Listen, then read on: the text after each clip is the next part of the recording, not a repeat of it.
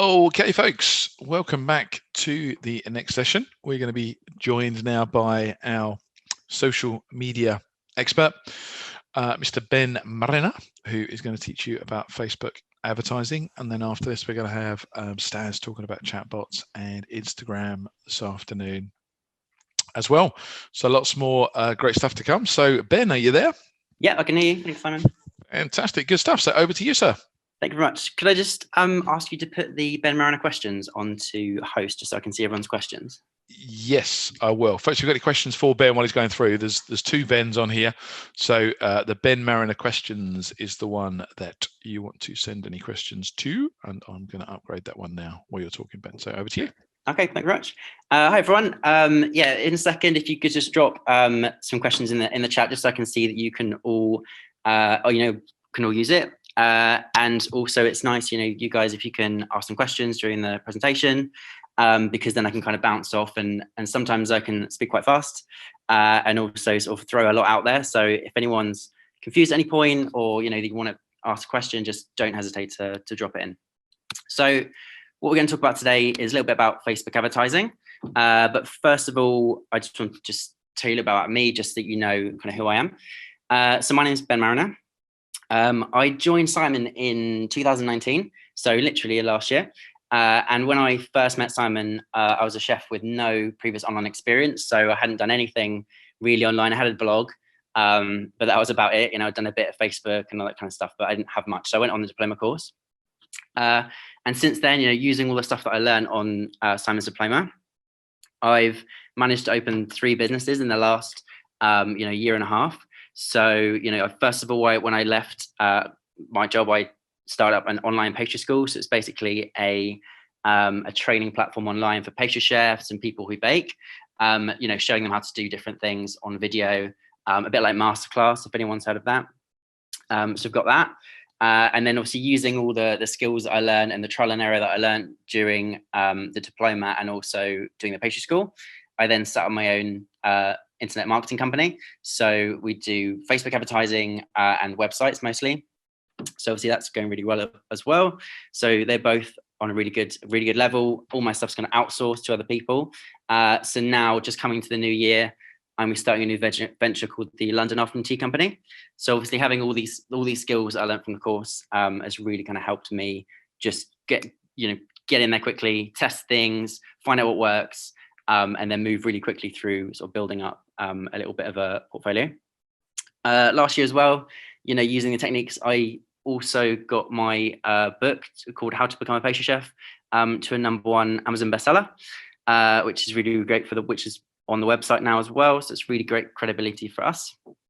And then all my businesses as well, they run at least 90% from Facebook, Instagram ads. So, everything we do really is mostly from Facebook, Instagram. So hopefully any questions you've got, about Facebook business, ads, organic, I should be able to answer them, because I think I've made every mistake in the book and, learned most of the tricks. So any questions you got, don't forget to drop in the chat. And also for Mariner Media, I've also got about 11 different clients. Clients in 11 different niches. So loads of different businesses. We're going to go through some different case studies later to kind of show you how to, doesn't matter if your business is low ticket, high ticket, or in the middle, how costly your products are, then we can find a strategy that works for you. So we're going to go through some case studies later and just show you exactly how I do it, because it's really not that hard once it's broken down and you know how to do it. So let's get into it. So contents. We're going to go a little bit through organic strategy first. So that's really important. A little bit less important nowadays, but it's still really, really important to know what you're doing with organic traffic. Facebook ad types, how to use them. So obviously using the right ads for the right strategies and knowing which ones to use for your own business. We can talk a little bit about Facebook Business Manager, which is a very important tool that you use to do all this stuff. Also, why the biggest budget doesn't always win. So a lot of people have the misconception that you can only sort of win with social media ads if you've got the biggest budget to outbid everyone, because it works as an auction. And everyone thinks that, okay, biggest budget wins. It doesn't really work like that. So we'll talk about that in a second. Profitability of different audiences as well. So understanding what different audiences are, what kind of targeting options you have, like who you can go after, who you can put your ads in front of, and how to do that. Also, we're going to talk about the Facebook Pixel, which is a little piece of code which changes the game with Facebook ads. So you're going to learn about that. And then what I'm going to do is take all those bits that we learned before and then go through some campaign examples so that you guys can see how it works in real life and how each step kind of fits into a strategy and how you build it, how you build a strategy with all those things together. Also some common problems. So a lot of people, they get their ads banned or something happens with their account, and it's mostly from things that are really easily avoidable. But people don't tend to read the terms and conditions before they start. And, I'm quite sad, so I do read them. So I'm going to break down what the common problems are. And then also a bit of Q&A at the end. Because like I said, sometimes I shoot through quite quickly and I'll put a lot of ideas out there and, bit of clarity, and also to think about individual businesses as well. So like, if you want to let me know what you do individually, I can kind of make some suggestions as well of what kind of ads you should be running. Okay, so organic strategy. So this is really, really important. The first thing you have to understand, the really, really core part of Facebook is like what we call the organic mindset. So when people are on Facebook, what you have to imagine is they're not on there to buy anything. So if you go onto Amazon or if someone's on eBay, they're super fired up to buy something. They know what they want. They're out to get it. They'll type it in and they'll look for it, and they're in that buying mode. But with Facebook, they're just on there to see friends, to message, to look at people's timelines and photos and upload their own statuses. They're not really in that mindset that they're going out to buy something. So what you can't do on Facebook is just start up a page and then just throw out lots and lots of advertisements. So you can't say, right, okay, this week we've got 50% off. This week we're doing this. This is our new product range. It just doesn't work like that. You can't just hit people that are seeing your page or your content for the first time with just sales. Because it's a bit like if you're walking down the street and someone tries to sell to you, it doesn't matter what they're selling. You're not interested. You just don't want to be sold to. So the way around that is that on Facebook and on other social media, the first thing you need to think about is how can you give value to the audience? So, for example, let's say the pastry school, instead of saying, okay, guys, this is a new on our pastry school. We've got all these special offers on this and that and all these courses. Instead of doing that, the other way to do it is to say, here's some free videos, here's some competitions, here's information that you're looking for, and kind of wean out your audience with valuable information. So, give them stuff that they want for free. So if you're not giving the product away, but, I just do little videos, competitions, all that kind of stuff that gives value. So that's like the underlying concept there is like giving value first. And then that will obviously attract people to the page, give them a reason to follow you. And then once they're following you, then you can start to sell because they trust you and, they know the brand, they trust you, they see what you can do, and then they'll be ready to buy later on. But you can't just go in straight away, going cold and say, try and sell someone who doesn't know who you are, because they're just going to scroll past you on their feed. So the way to give value, always look at your strategy and the content you're putting out on social media and think, okay, does it entertain or does it educate? And if it doesn't do either of those things, then you need to change your approach. And if you can educate whilst entertaining, then that is like the golden egg really of social media. So, giving people a reason to follow you, making sure that people are going to see your content, go to your page and say, right, this is really valuable to me. Yes, I'm going to follow because it gives me more value. And that's the little commitment you need. So then they're going to start seeing more of your valuable content. And then after a while, they get to know you. And then when you put a link out saying, we've got new courses, we've got like a special course here, or we're doing a webinar, then people will be on it because they've seen value from you before. They trust you, they know the brand, and then they'll be with you. So that's super, super important. And I always try and like hammer that in. Because if you go the other way, you can be posting for years and you won't get any followers. But you can go to, so for example, with a page school, within a couple of months of setting them up, you managed to get sort of 8,000-9,000 followers. I think we're about 21,000 now.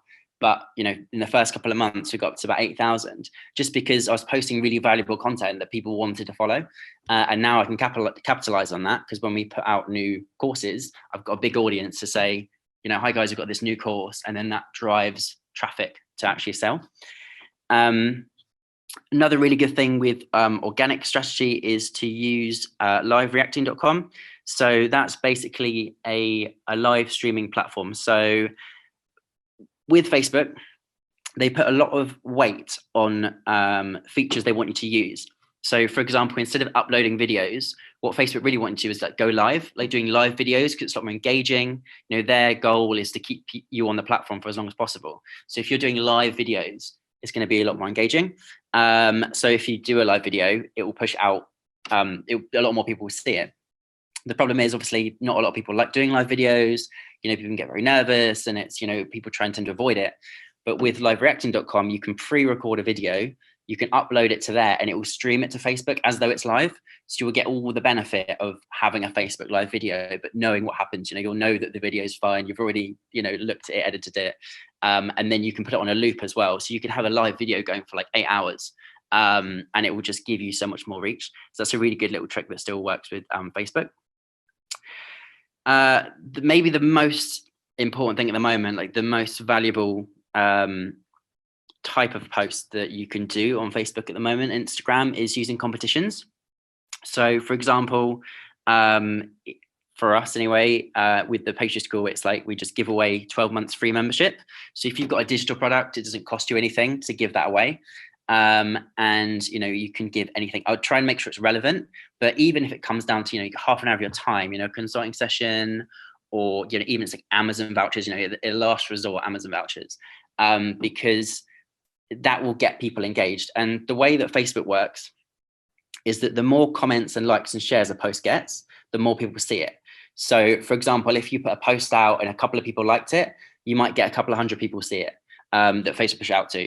But if you start getting lots of comments and likes and shares, then it goes into the thousands. Then you're looking at like 6, 7, 8, 9, 10,000 people that are going to see that post. And that the difference is just having lots of likes and comments and shares. But it's like, right, okay, how do I get lots of likes and comments and shares? And the way you do that is through competition. So what I'll do is I'll give away 12-month membership, and I'll say, okay, you know, if you comment and tag a friend below and share this post, then, you know, you're entered into the draw, and then we'll announce the winners at the end of the week. So what happens with that, you can see on the right-hand side. So this was a post on Instagram that was just, say, you know, just promoting our new summer courses back a few months ago. And obviously 67 likes, 1 comment, very standard. It's not much going on there because, you know, it's a salesy post. No one really has a reason to engage with it. But then the same day, we put out a competition post, and you can see there, so 238 likes and 387 comments. Now, those 387 comments is what's going to push that post out to so many more people, and so many more people are going to see it. And also, it does a second thing as well of all those people that have commented with someone else as well. So they've basically put their hand up and they've tagged in their friend who's most likely to be interested. So once you've finished the competition, you've given that free 12 months away to one person, but then you've still got another 386 people and their friends that are now kind of thinking, oh no, we didn't win. So that's when you go in and you reply to those people with an offer. So you say, okay, you know, we're now doing a free month. You know, if you want to try it out, you go for everyone who enters this competition, you get a free month. And with us, when people opt in for a free month, they tend to stay for between 2 and 3 months. So that's obviously worth a lot. You know, even if 50 of those people were to see it and then go to the website and do their free month, and say 20 of those were to stay for 3 months, you know, that would still be completely worth it for us just for putting out one post, compared to just saying, oh, look at our summer courses, this is what we're doing, and no one goes through and buys. When you've got a competition, people are already emotionally invested in getting that prize. So if you can then offer that prize out to one person, but then go back to the others and say, well, I know they got 12 months free, but we're going to give you a month free. And, you know, you can try it out. And then obviously it comes onto subscription. So that's really, really effective way of marketing by giving value. Also, posting times, really, really important. Actually, guys, can you just drop me a message into the chat just so that I can see that you can see the chat, because I haven't got anything on it yet. Just want to double check that I've got the right window up. Okay. Okay. 2 seconds. Let me just double check. fancy questions. Yeah, I don't think I'm getting questions through. 1 second, let me just put the chat up here. Okay, cool. I'm gonna have to have this window open because it didn't seem to want to work on my phone. Okay, so posting times, really, really important. 1 second, let me just skim up it. Yeah. So yeah, posting times are really, really important. So what you have to imagine is that certain times of the day, people are more engaged than others. So if you imagine someone's typical day, if they go to work at say 9 in the morning, they're working through till 12, or say like 11:30, and then between 11 to 1, it's when most people take their lunch break. So obviously those 2 hours there, 2-3 hours there are when people are most engaged because they're off, they're not working. Then you've got, from 2 then till the evening, it's not until people have got home from work, sat down, had dinner, and really are, watching TV and got their phones out that they're engaged again. So what you don't want to do is start posting at say 3 o'clock. 1 second, I'm just gonna answer this one. So Marilyn says, how do you do competitions on Facebook for someone who does not like SM? Can you just clarify what you mean by SM, Marilyn? Sorry. Yeah, so you don't want to post in the times where people aren't engaged. So, social media. For someone who doesn't like social media, I mean, obviously they're going to be on social media to be able to see your competition. I mean, if you don't like social media, then it's difficult to run that strategy on social media. But yeah, someone else who doesn't like social media, they obviously do like it because they'll be on it to be able to see your competition. Just let me know if that answers your question, because I feel like I'm reading it wrong. Yeah, so getting your posting times right. So if you're going to post from 11 till 1, that's when people are sat down, they're sort of having lunch, so they're much more engaged. They're going to be looking at their phones, so there's going to be a lot more people online.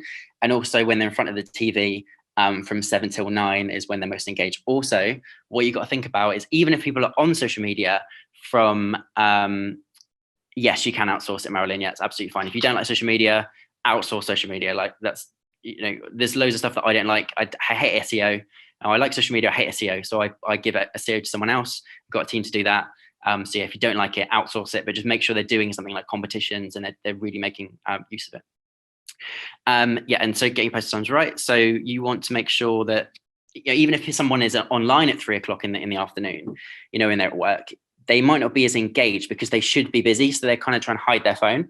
But if you're going to put out a post at 7 o'clock, someone sees it, they're much more likely to click through to the website and have a look and have a browse and be an actual customer, because obviously they have time. So you can see that on the example below.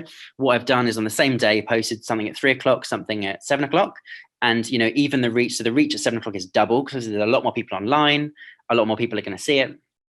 So, the reach is double. But what's more interesting is the actual click-through rate. So the blue line there, or that sort of purple line, is the click-through to the website. So obviously 23 at 3 o'clock, but then you've got nearly 90 there at 7. So you're nearly 3 timesing. So you might double the reach, but you're 3 timesing your people that are clicking through and are looking at the website. So that's really important. It's not just about who sees it; it's about who buys. So you're much more likely to get a customer from someone, for 90 people that have got time to browse, than 23 people that are just quickly looking at their phone, trying to hide it from their boss. So posting time is really important. Generally it's 11 till 1, 7 till 9, but you can play with it. But I found that it's only very, very certain niches that's any different than that. Chefs is one of them, because obviously they have breaks in the afternoon. It's right in the afternoon, that's when they're on social media. But I haven't really found any other industries that are specifically different than those times. Okay, so so talked a little bit about organic, but now we're going to sort of move on to why, in my personal opinion, why you should focus on 90% ads and 10% organic. Because organic is fantastic. However, at the moment, Facebook obviously are trying to push everyone towards ads. So what they're doing is they're really restricting the reach of any, the amount of people that see the post down to about 2 to 5%. So imagine if you have 100 followers and you put a post out, only 2 to 5 people are going to see it. And obviously you have to keep posting to keep people engaged. And it's very difficult to run just through organic. It's very important because you need to be showing fresh content. And, using competitions as a way of getting around that, because the more comments and shares and that you get, that percentage goes up. You can get out to more people, but Facebook are restricting all the time. So getting ads right can make organic pretty much run itself.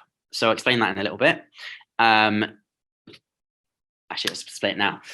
So basically with ads, if you can get an ad in a working well, and you can spend less on the front, spend less on the ad than what you're making from the product, and obviously making a profit, then you can scale up that ad to help, infinitely.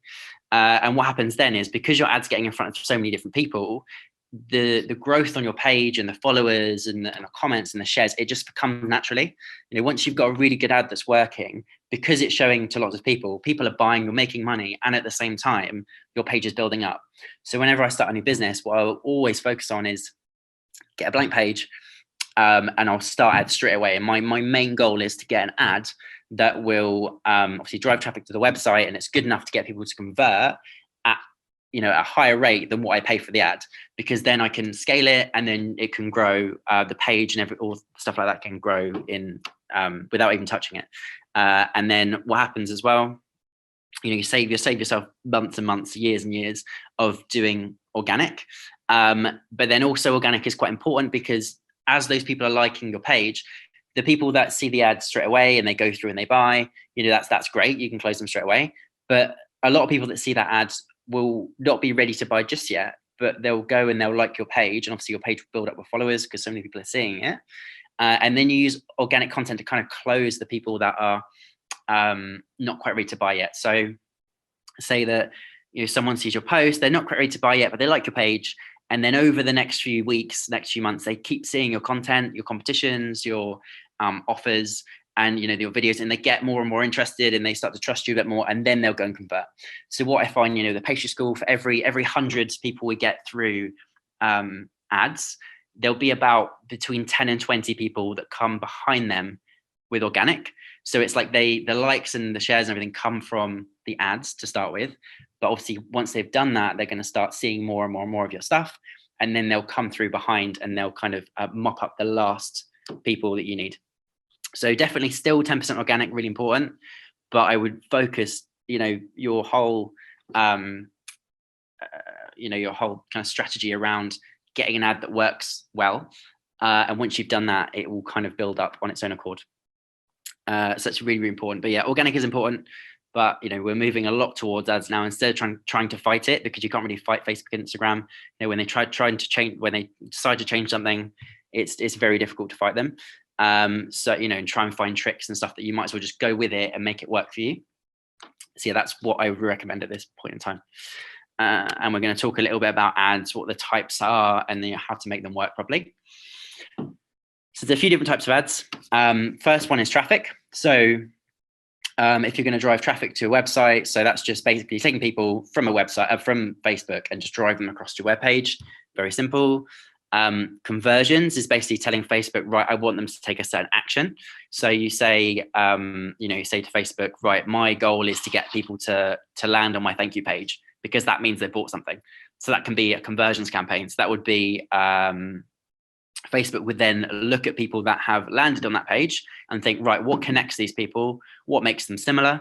And that would then inform the Facebook ad to who to show it to on Facebook. So it would show it to similar people, so that they're most likely to actually do the action that you want them to take.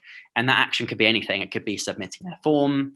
It could be watching a video. It could be buying something, clicking a certain button, looking at a certain page, loads of different conversions depending on what what is your goal. Lead forms as well, really good one. So a lead form is basically an ad that goes into your Facebook feed, and when someone sees it and they click on it, instead of taking them to a web page, it will open up a little form within Facebook. So it stops people from having to go to a web page, load a web page, find the button, fill in a form. It kind of stops the friction. And that can be used for anything like to build up your email list, all the way up to sort of high ticket products where people opt in for, say, like a free trial of something, or they want to be contacted or they become a lead for like a machine or something, and then they go into like the normal sales funnel. So they would opt in and say their details to get a consultancy session for, let's say, a hypnotherapist, and then they would do that free session, and then the hypnotherapist would then ask them at the end of that session would they like to book another 5 sessions or whatever, like package. So lead forms can be really, really good just to get information really quickly and have like a good list of people that you can chase up, and you can give something for free, and you can get them in and you can get them interested. And it's quite low friction because it's all it's asking them for is their name and email or their phone. And then you've just got a nice list of leads that you can follow up with. Engagement page likes. These are okay, really. I mean, I wouldn't necessarily recommend it. I know a lot of people do use engagement and they try and boost up their page with engagement and page likes, and they use that to make their page look more credible. Page likes, yes, but engagement I would kind of stay away from. I never really use it because what I would think is, my view is that if you are gonna comment, like, and share, you're gonna get people to comment, like, and share on your posts. It's like, yes, you're getting lots of engagement on your page, but how does that affect the bottom line of the company? Like, you want to do something like, if you're gonna try and sell something, it'll be much better to conversions, because then you can send people to the page, you get someone to take an action, and you know how much it costs per person who takes that action, instead of just trying to get loads of comments and likes and shares, because it doesn't really do anything. Like, what's the monetary return on that? That's what I want to see. Store visits, really good one for physical stores. So you can run ads to people in the local area, and when they see it and click on it, it'll give them directions to come in store. That's a really, really good one. Quite a new one as well. Brand awareness video views. This is one where it basically pushes it out for as cheap as possible to as many people as possible to get out an idea. If you've got a new concept or an idea and you want people to understand it, and we watch a video about how it works and what your idea is, brand awareness can be really, really good. Messages is also another option that you can run, a type of ad that you can run where people can send direct messages to you. I think Stas probably on later to talk about chatbots, and you can get people to go into, send them your message, and it puts people into your kind of funnel, if you will. But Stas, I think we'll talk about that a bit later. App install, same as well. It will go after people who are most likely to download your app. And also boosting doesn't count. So please avoid boosting with ads, because people say, I work with a lot of people and I say, are you running ads at the moment? And they say, yeah, I boost my posts. I'm like, oh no. Basically, the way that Facebook ads, some people find it fairly complicated. So Facebook gone, right, how can we get as much money out of people as possible, making it as simple as possible? So they've done boosting, which is basically, one click button, and it will basically spray it out to as many people as possible. But it's so inefficient because you're putting, say, like £20 in, and it's just spraying the content out there. It's not targeting a certain goal. It's not targeting particularly a very good audience. It's just spraying the content out, and it will come back to you saying, your post reached 2,000 people yesterday. And it's like, yeah, but so what? Like, who's bought? I haven't sold anything. That's really, really important. So I would avoid boosting kind of at all costs, apart from if you're doing a competition and you just want to get that initial ball rolling, get some likes and comments and shares, and just push it out if you're, just a bit of an extra on competitions. But apart from that, I would definitely say work out what your goal is, and then work on doing conversion campaigns, which we'll talk through in a second, like how it all works. So different types of audiences. So there's different types of audiences you can have on Facebook. There's 3 really main ones. And, so if I talk about these later, at least what I'm talking about. So a broad audience on Facebook is people that you have decided, you told Facebook that, okay, I want people that are 60 to, or say 45 to 60. I want them to be interested in fishing. I want them to live in Oxford. And, and you can tell Facebook, well, there's certain things, which obviously is a good place to start.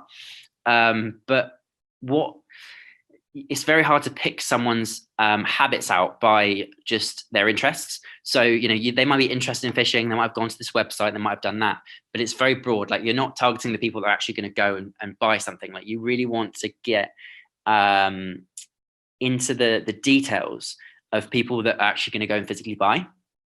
And the way you do that, obviously, when you're just starting out, you can only run ads, based on broad audiences. You'll run it, say, okay, this is the age I want, this is the interest I want. But once you start getting traffic to your website, you can create something which is called custom audiences. So those are the things that those are audiences of people that have taken certain action. So imagine that you have 200 people that come from your campaign that click on buy now. You would create a custom audience of those buy now people. And then you would have Facebook would then keep like a log of all those people. And from those people, you can create what we call a lookalike audience. So a lookalike audience is basically saying to Facebook, all those people that clicked buy now, all I want you to do is go out and find me 500,000 people that match the psychological profile and the habits and because Facebook have such a detailed psychological profile on everyone and what they're likely to do, what they've bought in the past, what websites they've been to, what they've liked, what they stop and look at. And Facebook will know exactly who the buyers are, not just on their interests, but on their like micro habits. So that lookalike audience will then take the action takers list and say, right, and go and find everyone in the country that's as close as possible within 1% to those people. And then you can use that for ads. And that's when things start getting interesting, because now you've got an audience that instead of just kind of spraying it out and sort of trying to pick out the people, like, say TV advertising or radio advertising where loads of people see it and it only resonates with a few people, Facebook will then know, right, okay, who are these people that are the most likely to take action? And that's when the campaigns start to get really efficient and using lookalike audiences. So, those are the three types of people that you can advertise to on Facebook. Broad, which is age, location, all the kind of general stuff. Custom, which is someone who's taken an action. So people who have clicked on this certain button or landed on this certain page. And lookalike. And then lookalike is obviously created from a custom audience. So those are the three audiences that you can go after. Does everyone understand that? Am I making sense? Let me just double check in the chat before I move on, because there might be quite a lot to throw you. For those of you who haven't done Facebook advertising before. Yeah, cool. Yeah, some people haven't done Facebook advertising before. Sometimes you throw it at it. Don't worry too much about the technical side of it. It is very simple once you get the dashboard up. It's not, you don't have to worry too much about how exactly do I do this? Like, as long as you know how it works, then everything else comes really easily. So those are the three types of audiences. But the goal is to get to the lookalike audiences. That's when you start getting really effective campaigns. So how do you do that? So like, how do you build those audiences? How does Facebook know all this stuff? And the Facebook pixel is how it knows it. So the Facebook pixel is basically like a small piece of code. And when you're in Facebook and you start to run ads, it will give you a little piece of code that you can copy and paste into your website. And if you don't have to do it, you could YouTube 5-minute tutorial, super simple, or whoever built your website, your developer, if you ask them to do it, they'd be able to do it in like 3-4 minutes. And it's a bit of code that goes into the website, and it allows Facebook to track everyone that goes to the site. So say, for example, I have 100 people come to the page school today and 50 of them click on buy now. Facebook will track, how long they spent on the page, what they did, what buttons they clicked. So that when I then later on want to say, okay, Facebook, I want to target everyone, or Instagram, I want to target everyone who landed on my buy now page in the last 60 days, but didn't buy. So then Facebook will go back to them, and I can then run an ad to those people that says, oh, did you forget something? Or, would you like to finish your checkout? Or, we give them a good offer, which will kind of push them. It's always the best audiences, the people that already know you and have kind of clicked buy now, but not finished. Because they're the people that were ready to buy, but maybe the door went, or, the internet dropped out or something. And you'll find you always get the best conversion rates through those kind of audiences. And yes, you can then rerun ads to those people, and Facebook will be able to track who these people are, create a list, and you'll actually have like a database of people that you can retarget. So it's super, super important. Yes, it goes on the website. It will do actually what I've done as well for setting up. I know I said you can get your developer to do it, or YouTube tutorial, but I completely forgot. On this link just in the middle, the bit.ly link, Creating Pixels, if you type that into your browser, I've made a video there, hosted a video there of me putting a pixel onto a website. So there's about a 5-minute tutorial, so start to finish, how to create it and how to put it in. So yeah, take a quick look at that if you're not sure. Yeah, and the benefits obviously are, having really good targeting, knowing who's come to the website, being able to reach those people that have already clicked on your ads, already know who you are. And then also GDPR, you don't need to worry about that. I get a lot of questions about that with the Pixel. It's absolutely fine. So Facebook, you don't actually see the data of those people. Facebook track those people, put them into a spreadsheet, which you can't see. But then you just say to Facebook, okay, I want to target the people that have done this, and it will know who to go after. So you don't need to worry too much about GDPR or anything like that, because Facebook deals with all of that. All of the names and the profiles are all encrypted. So it's not like you're going to know, have a list of people that come to your website. Cool. Okay, so we're just going to do a quick case study for all sort of low ticket, medium ticket, and high ticket products. So, how to do certain things, depending on your goals, what to do with your goals. So this one is from the pastry school, I believe. Yeah, this is one of my own campaigns. And this was just a really simple objective. So it was, we wanted to increase the email list. So I had about 2,000 on the email list, and I was like, well, we need to concentrate on growing the email list. Say up to sort of 4,000 or 5,000, and just see what the sales are like from there. So what I did from that, all I did was set up a lead form. So when you go into Facebook and ads, click lead form, and then I had a look at my my value from the email. So when people buy from emails, what's their value? What's their value? If you look at all my subscribers, how much they've spent total, and divide that by the amount of subscribers I've got, how much is each person really worth to me? And I worked out sort of like £2 to £3, $2 to $3. So I was like, okay, so I can afford to pay anything less than than 99p for each lead, and then I know that I'll be making a profit, and I can scale that ad. And as a byproduct, that will grow up my page, and obviously will grow up the email list, and it's all good. So obviously I worked that out first. Said, okay, I can afford to spend anything between £1 to £2. So then I ran a lead form on Facebook. So it's a little ad with a form underneath it saying, sign up to our email list to get all these different benefits. So involving competitions, get what was the thing? Get a free lesson, get email support, all that kind of stuff. And obviously that's a reason for them to opt in. And all people would do is then click on that ad and say, yeah, I want to opt in, fill in their name, their email address. That would then go into my email list.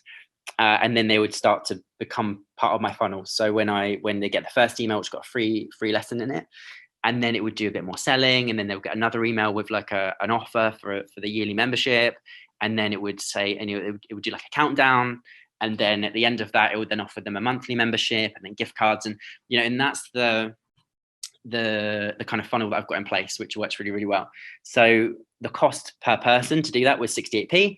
So, I looked at my dashboard and said, right, okay, 68p per person, I'm making £1 to £2 per person from that. That's fine. I can now just grow up my email list and just do that infinitely, let that run for as long as possible.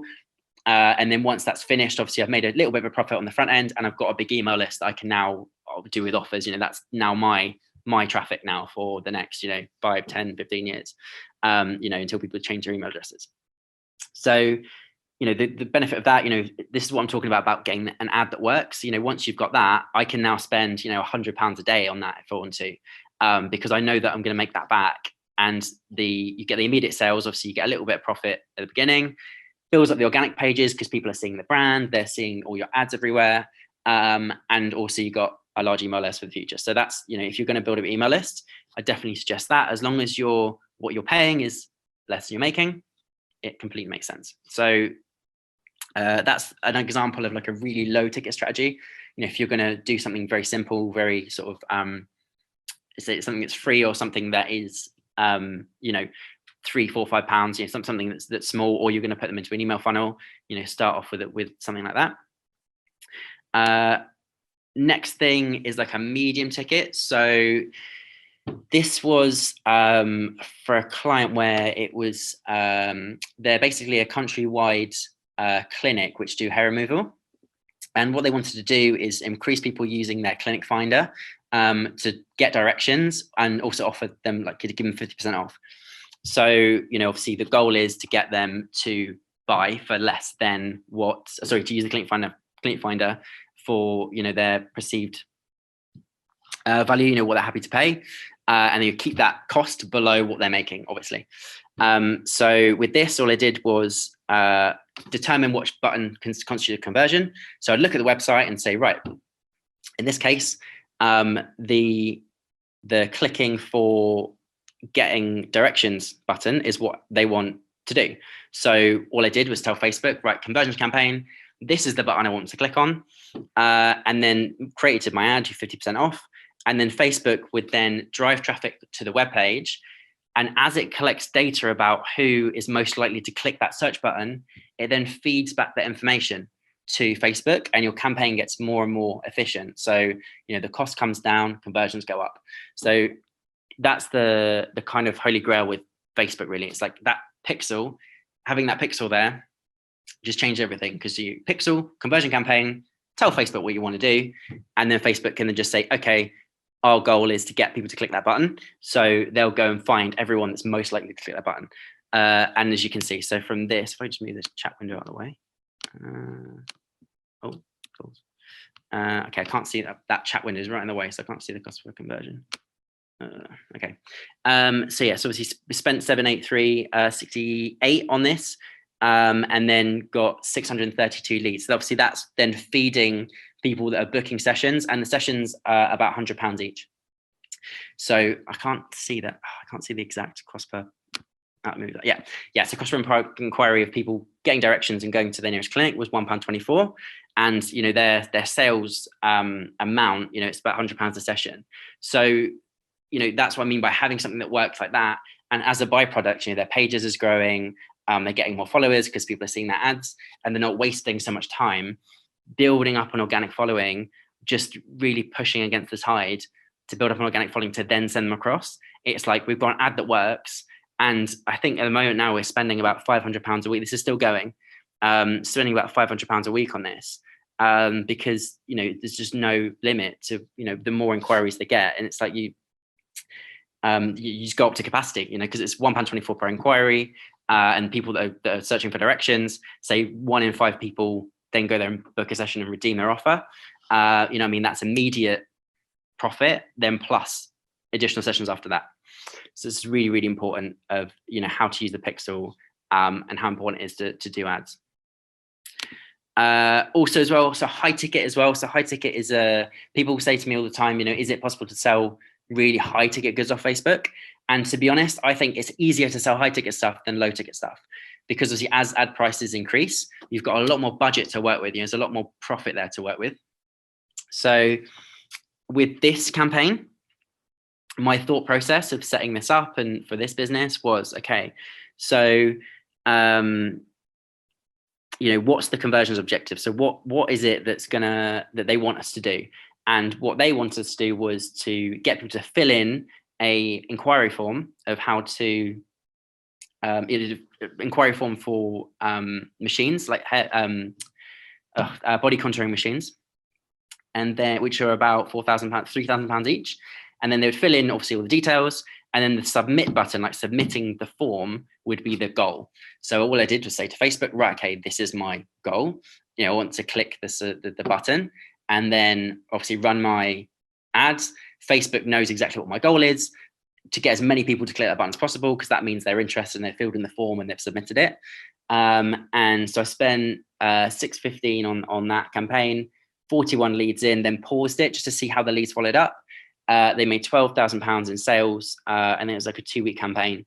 And then obviously still chasing leads up from that. And then we're just going to carry that on going into the new year, because Facebook, once it's run for a few days, it now knows who's most likely to click that button. So it will then just keep showing it to people that it knows will go across and fill in that form. And so that's obviously the easiest way to do it. I did add another step at the beginning to this just to make it a better audience. I don't want to confuse anyone, but just at the beginning, I added an extra step, which was I did the brand awareness ad to a big audience just to see who would engage with that. And then I set up a custom audience of people that have, the top 50% that have watched most of the video, and then ran the ads, the second ads to those people. So that's how you use custom audiences to make your ads a lot more effective. But really all you need to think about at the beginning is, what is my goal? How much am I willing to pay for it? And can I get my Facebook ads to cost me less? So as long as you've got an ad that goes to a web page that, and Facebook knows obviously this button means buy. Once you've got that set up and you can get people to click the buy button and to complete their purchase for less than what you're paying, then the sky's the limit, because you can just keep scaling up and scaling up, scaling up until you've either burnt through the audience or you need to refresh the copy or whatever. So that's really, really important that you kind of all get into that mindset of, yes, you need organic, but if you can get an ad that works perfectly, then everything else is kind of negated. You don't need to worry too much about or lots of posting and lots of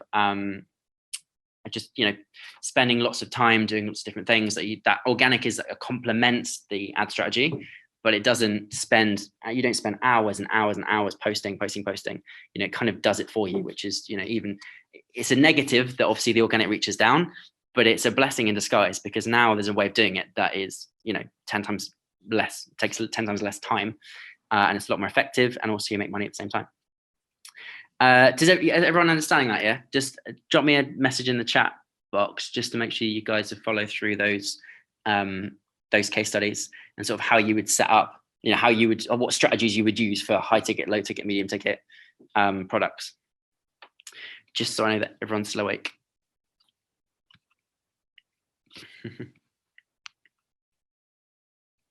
Might look like no one is still awake. Yeah. Okay, cool. Excellent. All right. Marilyn's in the room. Yeah. So this is obviously really important. So yeah, all you really need to think about. So obviously you go through, it can be a lot of information at the beginning to kind of say, right, okay, then you do this, then you do this, then you do this. But all that's all you need to think about is like, what's my goal? Okay, this button is my goal. Once they click on this, that's what I want them to do. Okay, right. And we're going to say to Facebook, this button is what I want to do. Set up a conversion campaign. So obviously you set up the conversion campaign. You say, right, this is the button that I want them to convert on. That's the goal. That's the button. Create your ad. Upload your video or your graphic and put your copy in, and then you run that, and then you look at your let it run for a couple of days. Look at your cost and say, right, that submission is worth £20 to me. It's costing me £8 per person that's doing that, that's filling in that form, or that's buying or landing on that page. So that's profitable for me. So what we're going to do now is just keep gradually putting that budget up. Obviously, then the leads come in, the sales come in, and then as a byproduct, all these extra people that are now seeing your ads and now knowing your name are following your page. Your organic is growing at the same time. You're getting more Instagram followers, more Facebook followers, and then just posting a couple of times a week on the organic, just telling people what you do and any offers and stuff. Then that just seals the deal for the people that are on the edge, but they're not quite ready to buy at the beginning. But now they trust you. That kind of pushes them across and they finish off. So really, really important strategy, kind of spanner in the works there for anyone who does a lot of organic content.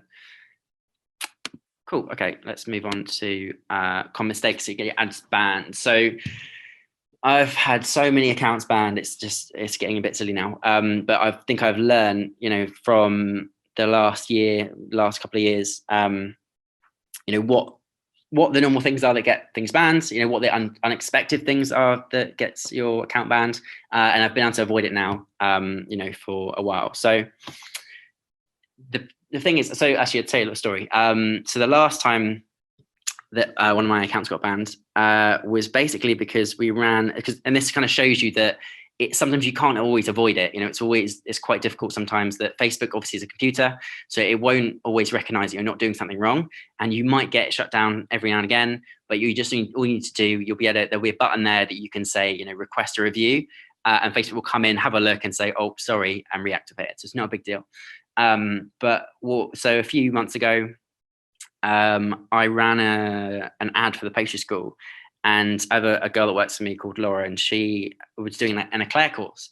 And she obviously made these eclairs, dipped these eclairs, and the final photo was her holding an eclair, just a still shot. And I used that for an advertisement. And Facebook banned my account. We were doing really, really well. Like we were going, had really good ads going. Pixel was doing fantastically. There was loads of traffic. And that ad just shut down the entire account. They'd locked down my account. I was like, what is going on? And they sent me an email saying, we've banned your ads for sexual content. I was like, what do you mean sexual content? So I had to go through all the pictures and be like, what is it? And I thought, no, it can't be that. So obviously the machine had looked at it and thought it was something it wasn't. And obviously then I thought, no, it can't be that. So I deleted the picture straight away. All the ads were back on again. I was like, oh, no way. So sometimes you can't really avoid it. There's things that will happen where, the algorithm will look at stuff and it won't really recognize what it is. But you kind of just get past it, and there's always a way back. By just using that button, you'll be able to say to them, look, I think it's wrong, and it will be requested a manual review, and then someone will come on, a human will come on and look at it and say, oh yeah, actually that's fine, and reset your account. But these ones are quite common. These 5 are quite common, and not always very obvious. So the first one is applying negative or specific traits of the viewer. So it sounds obvious, but for example, I ran ads a couple of years ago now about a year and a half ago now, for a company that does dyslexia training for teenagers that are having problems reading and writing. And the ad copy within that, it said, are you struggling with dyslexia? And without rethinking, that implies a negative or specific trait. So you're basically telling the person that that they're struggling with dyslexia, and also implying that it's a negative trait, because it's like struggling. It's that word kind of, it could kind of be perceived as you're putting like a negative on them.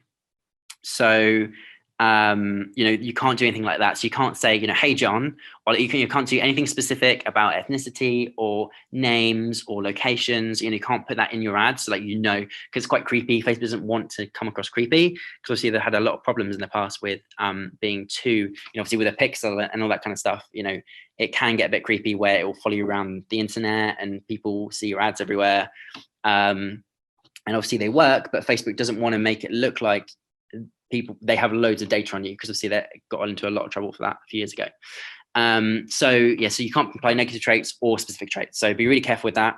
Implying someone that's struggling, or if you say, have you got problems with your skin or something? That's a big no. You can't do that. So careful with that. Also, including features that don't exist. So imagine if you were going to upload a graphic that had a picture on it with a play button. So for example, if I've got a course, I'll have, what I used to do is have a person there doing a still shot of someone doing a course with a play button. So they understood what it was, but obviously because the play button doesn't function, Facebook doesn't want that, people to be clicking on a button that doesn't work. So that will get your ads banned as well. So really try and be careful about putting play buttons where they're not a real feature. Also, implying big results in a short space of time. That's one that will get your ad account banned quite quickly. So really good example on the right there. So it literally melted away £25 in just 2 weeks. Be really careful with that one. Doing really big, even if it's true, even if it's true and money making and fat loss, there can be drastic statements. But be super careful, because if Facebook see that, your ads won't get shown, or they either won't get shown or it'll be a ridiculously high cost, because you might just get through, it might just sneak through, but the cost will be really, really high. So you be really careful with implying results, even if it's true. Try and play it down where it's not so shocking that it's barely believable. Over exaggeration, so lots of punctuation, lots of capital letters, and that won't get through either. You don't want too much shoutiness. And also something that's been quite recent, be careful with free trials and automatic billing. So if you're sending people to a landing page that has a free trial on it that then bills automatically, Facebook don't really like that. They're really kind of funny with it, and it puts the price of the ads up quite a lot. So the way that I get around that is I'll send them to my homepage first with a button saying sign up now, and that will then take them to another page, because Facebook doesn't just scan the ads, it also scans the landing page that you're sending them to too. So it's not like you can be sneaky with the ads and then you can put all your big, literally melted £25 away in just 2 weeks on your landing page. Facebook, no, they're not that silly. So they'll scan both of them. And just check they both comply. So get away with that and sort of get around it. You can always send them to a page first and then send them across. Can you claim that here is what happened to me and not involve anyone else? No, you can't. It's the same thing. If you're claiming like big results, doesn't matter who it's for. If you're saying, if you're saying I lost 25 pounds in 2 weeks from doing this, still same thing. Facebook will cut you for that. So be really careful. So those 5 things are the main problems I see with people's accounts. And always, every time I do consultancy or something, people say, "Oh, my ad account got banned. I don't know why." But right, okay, yeah, loads of exclamation marks, or you're putting play buttons where they shouldn't be, or you are saying, "Hey John," or something like that. So it's really, really important that you just take a note of those 5 and just check over your ad before you play it. That you don't do that, otherwise it's wasted time. Cool. All right, so just going to do a little bit of Q&A at the moment, because I know obviously there's always questions about Facebook, and through that whole thing, there's always certain types of businesses, certain specific things that people are working on that I can kind of look at and say, right, okay, this is how I would go about that. This is the kind of ad you should be using. This is the kind of audiences you should be looking at. So if anyone's got any specific businesses, or anything they're working on that they think that obviously they want to start running social media ads for, or they want to do their organic, or they want to do Facebook, Instagram, drop it into the chat, and I'm going to have a look and see if I can recommend any kind of what type of ads you should be using, and what to look out for, really. And I really hope that there's someone's going to pop something in the chat now, because otherwise it's going to look very silly. And if there's no questions in a minute, I'm going to pop back to Simon. Yeah, okay, that's right. Just a couple of questions maybe, and then we'll go for a break and then come back with Stas. Okay, so we're targeting property professionals, but can we hone in a bit? Okay, yeah, so I mean, I would do something. So if you've got a list of previous customers, what you can do, so if you're targeting property professionals, that's quite broad. If you have a list of previous customers, say an email list of, say, 100 people that have bought from you before, or signed up or inquired, you can upload that list to Facebook, and it will create a little audience of those people. And then it will do that, like we talked about earlier, the lookalike. It will take those people and it'll use it as a calibration thing. And then it will get the nearest 500 people to those as possible. So if you've got the names and email addresses of previous customers, you can just upload that, say to Facebook, right, I want the closest 1% possible to these people, all their habits, all their interests, all that kind of stuff. And then it will give you a really big audience to work with, of really good quality, a big and good quality audience. Quickly from Marilyn, I hope to run something about anxiety. What words would you use?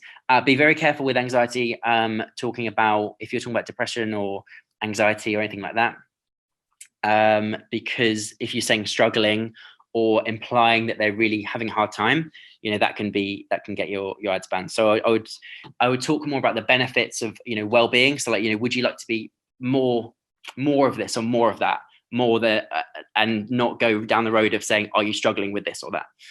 So yeah, I would definitely use look at it from a positive side of things, so about getting better rather than getting cut down.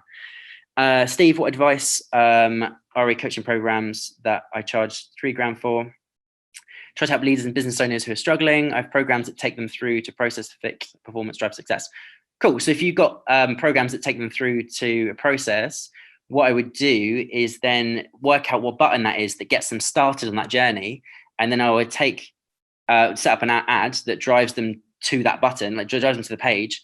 A conversions campaign will be, okay, I want them to click on this button. And once they click on that button, they'll be in that normal process.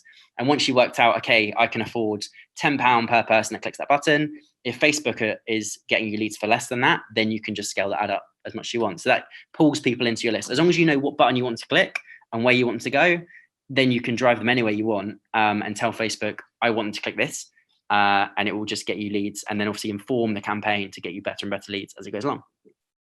How would you advise to do it if we're starting from scratch? I've got an email list, but they've not bought before. Well, if you've got an email list, that's great, because if you've got an email list, that means people are closer to your target market than just broad. So I would start there, use that to get some ads in, use that to get leads in and get sales. And then once you've got enough sales, then you can go a bit more specific. But yeah, any kind of email list, even if they're just interested, or they just signed up for something for free, that gives you a much better starting point than if you're just going to do it cold. I think that's it. I'm just going to maybe do a quick break and then go over to stats. If that's right, Simon. Fantastic. Yeah, thank you, Ben, for that.